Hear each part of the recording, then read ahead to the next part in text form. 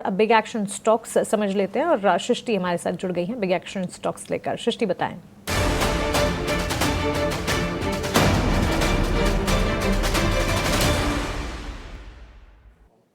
तो big action stock की शुरुआत करते हैं हिंदुस्तान जिंक से, क्योंकि देखिए कई सारी खबरें तो इसको लेकर जुड़ी हुई हैं, जहां पर कंपनी ने 12,000 करोड़ का अपना केपेक्स अनाउंसमेंट किया है।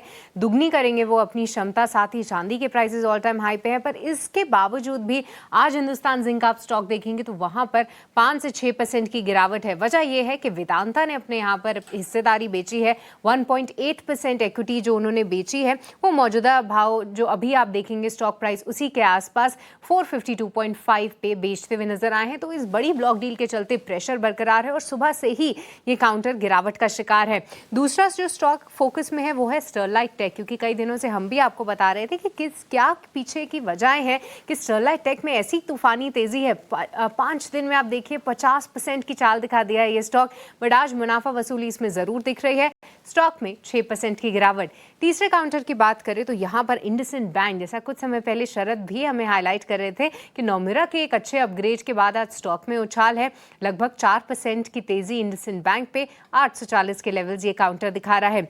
अब नजर डालते हैं एमएनएम पे। हालांकि ऑटो पैक पूरी तरीके से बस कर रहा है। कुछ रिपोर्ट्स ये भी आ रही हैं कि जो रेयर अर्थ से जुड़ा पूरा मुद्दा है उसमें कुछ डेवलपमेंट्स होंगे आने वाले टाइम पे। पर एमएनएम के लिए एक पॉजिटिव खबर ये है कि एसएमएल इसूजू के अधिग्रहण के लिए इनको सीसीआई से मंजूरी मिलती हुई नजर आई है। हालांकि ऑफिशियल मंजूरी है और हम देख भी रहे हैं कि कुछ समय से ये दोनों ही कंपनीज का कारोबार और एसएमएल इसूजू खास तौर से जो एग्री सेगमेंट को केटर करता है काफी अच्छा परफॉर्म कर रहा है। और आखिरी में सीसीआई की मंजूरी डिलीवरी को भी मिलती हुई नजर आई है, क्योंकि जो 1400 करोड़ में उन्होंने ईकॉम एक्सप्रेस का अधिग्रहण किया था वहां पर उनको मंजूरी मिली है और इसके चलते स्टॉक फोकस में भी है 2% के उछाल के साथ। तो ये तमाम काउंटर्स और सेक्टर्स हैं जहां पर आज एक बड़ा एक्शन हम देख रहे हैं। ये बिग एक्शन कैटेगरी वाले स्टॉक्स हमारे साथ शेयर करने के लिए तो ब्रोकरेजेस की रिपोर्ट, न्यूज़ फ्लोज का एक्शन, डिलीवरी के काउंटर में भी आप देखें खबर के दम पर करीब 2% की तेज़ी के साथ यहाँ पर अधिग्रहण की खबर जो आती दिखी उसका असर इस वक्त देखने को मिला है। ये तमाम स्टॉक्स पर फोकस है, लेकिन हमारी पैनल पर एक और एक्सपर्ट जुड़ गए हैं। हमारे साथ जतिन गेड़िया है मेरे एसेट शेयर खान से। आइए उनका स्वागत करते हैं। गुड आफ्टरनून जतिन, सबसे पहले आपके स्टॉक स्पेसिफिक रिकमेंडेशन ही जान लेते हैं।